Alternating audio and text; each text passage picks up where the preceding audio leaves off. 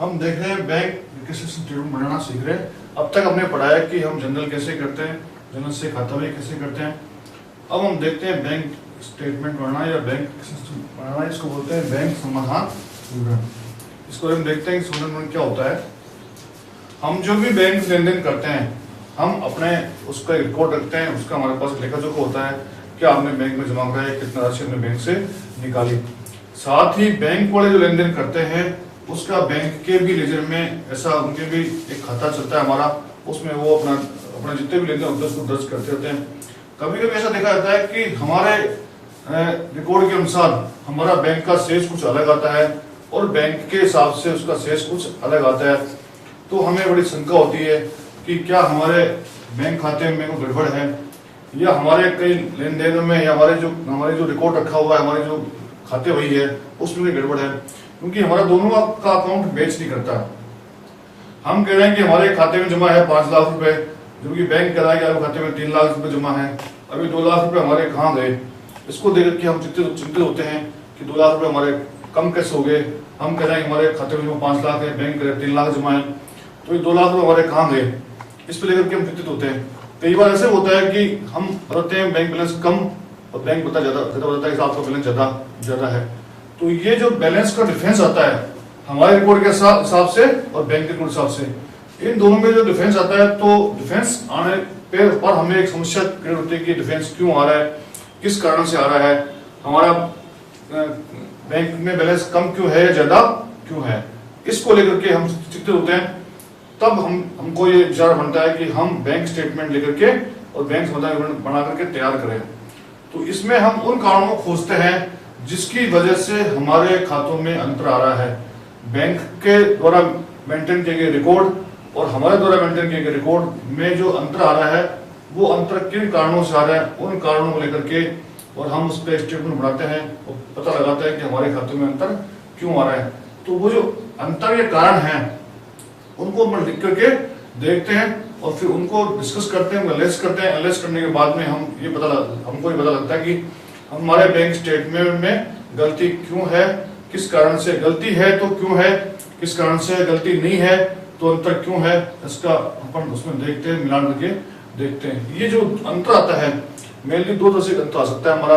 एक आता है उसको होता है समय का गैप या टाइम का गैप, टाइम गैप।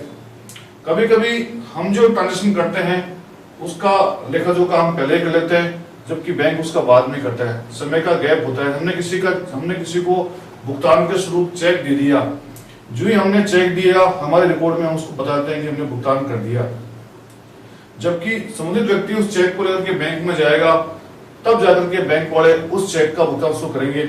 तो हमारे रिकॉर्ड में तो हम बोल रहे हैं कि हमने पेमेंट कर दिया तो हमारा बैलेंस कम आएगा, जबकि बैंक में बैलेंस आज की डेट में पूछेंगे तो ज्यादा है, क्योंकि वो चेक अभी बैंक में पहुंचा ही नहीं है या उस चेक को भी प्रेजेंट ही नहीं किया है। तो इस स्थिति में हमारा जो बैंक का शेष है और जो बैंक का रिकॉर्ड के साथ शेष है उन दोनों में अंतर आ जाएगा। तो ये जो अंतर आ रहा है ये आ रहा है टाइम गैप के हिसाब से, क्योंकि इसमें कोई गलती नहीं है। हमने चेक दिया, जिस व्यक्ति को चेक दिया है वो व्यक्ति अपने यहाँ जाएगा, अपने खाते में जमा कराएगा, खाते से उसके अपने खाते में आएगा, तो 2-3 दिन का टाइम इसमें लग जाता है। तो जो अंतर आ रहा है वो आ रहा है टाइम गैप के हिसाब से।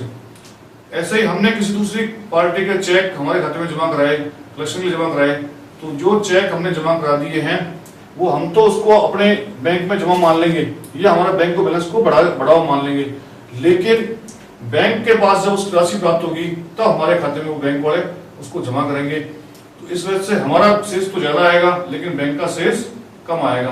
तो ये कुछ कारण है, ये कारण है टाइम गैप के हिसाब से। इसमें टाइम का गैप हो जाता है, इस गैप के कारण हमारा अंतर आ जाता है। जब वो टाइम का गैप हो जाता है तो ये अंतर अपना स्वतः ही मिट जाता है। कुछ अंतर ऐसे होते हैं जो रिकॉर्डिंग की गलती की वजह से होते हैं या अभिलेखन की गलती की वजह से होते हैं।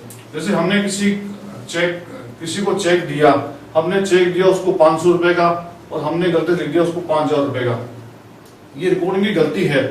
जब वो चेक बैंक में जाएगा तो एक्चुअल में चेक 500 रुपए का है तो बैंक वाले उसको भुगतान 500 करेंगे, जबकि हम उसको भुगतान बता चुके 5000 रुपए का। तो ये जो गलती हुई है, ये जो डिफरेंस आएगा हमारा अंतर आएगा, ये अंतर आएगा अभिलेखन के कारण गलती या इसको रिकॉर्डिंग की मिस्टेक बोलेंगे, इसको रिकॉर्ड करने में मिस्टेक होगी, इस वजह से गलती आती। कई बार हम जब अपने खाते का जोड़ लगाते हैं तो हम जो जोड़ लगाते हैं या बाकी निकालते हैं, तो जोड़ बाकी निकालने में हमसे जो गलती रहती है इसको बोलते हैं गणितीय अशुद्धता। हमने गणित किया, गणित में कोई अशुद्धता रह गई, टोटल लगाने में मिस्टेक हो गया या माइनस निकालने में मिस्टेक हो गया, इस तरह की जो गलतियां होती हैं ये भी हमसे हो सकती हैं और ये बैंकों से हो सकती है। हमने गलती कर दी, हमारा शेष कम आ रहा है, लेकिन बैंक वाले के पास गलती नहीं है, उनका रिकॉर्ड सही है, तो उनका शेष क्या आएगा, ज्यादा आएगा। कभी कभी हमारा गणित सही चलता है लेकिन बैंक वालों भी काम व्यस्त होते हैं, स्टाफ कभी कभी गलती कर जाते हैं। जब उन्होंने कोई माइनस किया, कोई बाकी किया या कोई जोड़ा, तो उनके जोड़ने में कोई मिस्टेक आ सकती है। इस वजह से हमारा जो बैलेंस है वो दोनों क्या होगा, मैच नहीं करेगा, अंतर आएगा। इसको हम बोल सकते हैं कि हमारा अंतर में आ जाएगा। तो ये कुछ कारण होते हैं जिसकी वजह से हमारे और बैंक के बीच में जो बैलेंस हमारा होता है इसमें अंतर आ सकते हैं। अब इन अंतरों को कैसे हम देखते हैं, कैसे समाधान करते हैं इनका, किस तरह उसको ठीक करते हैं, उसके बारे में अपन पढ़ते हैं। इसको बोलते हैं अपन बैंक समाधान विवरण या बैंक रिकंसिलिएशन स्टेटमेंट। ये हमारा बैंक है, ये हमारा कस्टमर है, ये हम है, कस्टमर मतलब हम है, ये हमारा बैंक है। बैंक में जो लेन देन होते हैं, तो बैंक वाले जो लेन देन करते हैं वो हमारा अकाउंट बैंक में होता है, उसमें वो लेन देन हमारे दर्ज करते रहते हैं। हम जमा करते हैं तो उसको दर्ज करते हैं, हम निकालते तो भी दर्ज करते हैं, और उसका हमको 1 महीने के बाद में या हम जब चाहें तब हमें विवरण मिलता है, उसको बोलते हैं अपन बैंक स्टेटमेंट। या कभी कभी बैंक वाले पासबुक देते हैं, उस पासबुक में हमारे खाते की नकल उतार देते हैं वो, तो ये हमारे खाते में बैंक में क्या हो रहा है, तो उसको बोलते हैं अपन बैंक स्टेटमेंट या पासबुक। बैंक पासबुक मतलब बैंक की पासबुक को देख कर क्या बताता है कि हमारे खाते में क्या जमा है और कितना हमारा पैसा निकला है, कितना हमारा जमा हुआ है, ये पूरी नकल होती है हमारे खाते की, इसको बोलते हैं स्टेटमेंट। हमारे पास जो रिकॉर्ड होता है वो होता है, या तो होता है कैश बुक। अगर हम 3 स्तरीय पे cash book 3 column cash book maintain करते हैं, या 3 स्तरीय कैश बुक मेंटेन करते हैं, या 3 कॉलम कैश बुक मेंटेन करते हैं, तो हमारे पास एक बैंक का कॉलम अलग होता है। उस बैंक के कॉलम में हम बैंक में जमा कराने राशि वो भी लिखते हैं और निकालते हुए भी लिखते हैं। तो वो हमारे पास में एक हमारे पास रिकॉर्ड होता है बैंक कॉलम। उस बैंक कॉलम से हम रिकॉर्ड को हमारे स्टेटमेंट से मिला के देखते हैं, अंतर आता है तो अंतर कारणों को ढूंढते हैं। कभी कभी हम अलग से बैंक बुक मेंटेन करते हैं, कैश बुक अलग से कैश बुक में हम बैंक कॉलम नहीं बना के अलग से बैंक बुक मेंटेन करते हैं, तो बैंक बुक का हमारा जो अमाउंट कॉलम होता है उसको मिला के देखते हैं।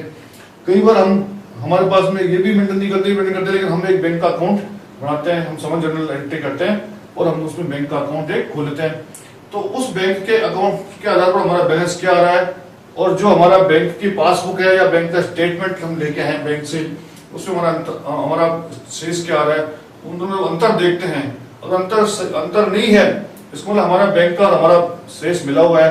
जब अंतर नहीं है तो हमें बैंक समाधान बनाने की आवश्यकता नहीं है।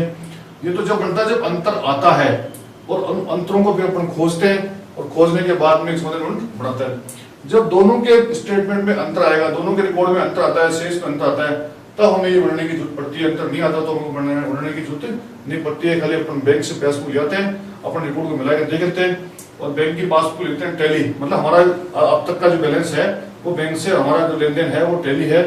उसके आधार पर फिर हम अपना अकाउंटिंग काम करते रहते हैं। लेकिन अगर अंतर आता है तो उस अंतर के कारण को अपन खोजते हैं कि अंतर के कारण क्यों है, कि हमारी गलती है या बैंक की गलती है। दोनों में गलती हो सकती है, ये टाइम का गैप है। 3 चीज हो सकती है, गलती हमारी हो सकती है, गलती बैंक की हो सकती है, या टाइम का गैप हो सकता है। 3 कारण से हमारे मेल में अंतर आते हैं। तो उन अंतरों कारणों को अपन ढूंढते हैं, और ढूंढ के करके उसको जोड़ बाई करके अपन देखते हैं कि हमारा आज की डेट में स्टेटमेंट के आधार पर और हमारे शेष के आधार पर क्या शेष आ रहा है जो सही है या गलत है, इसको अपन देख करके बनाते हैं। अब देखते हैं कि कौन कौन से ऐसे कारण होते हैं जिस वजह से हमारा और बैंक का जो अवशेष है या बैंक का स्टेटमेंट का जो हमारा बैलेंस है वो मैच नहीं करता है। उसको अपन देखते हैं। पहले अपन देखते हैं टाइम गैप वाले, समय का जो गैप होता है उसमें जो हमारी गलतियां, जिसमें जो हमारी अंतर आता है उसको अपन देखते हैं। ये वास्तव में अंतर नहीं है, लेकिन समय के गैप के हिसाब से हमको लगता है कि हमारा ये गलत है, तो उसको देखते हैं अपन। उसको जब अपन देखते हैं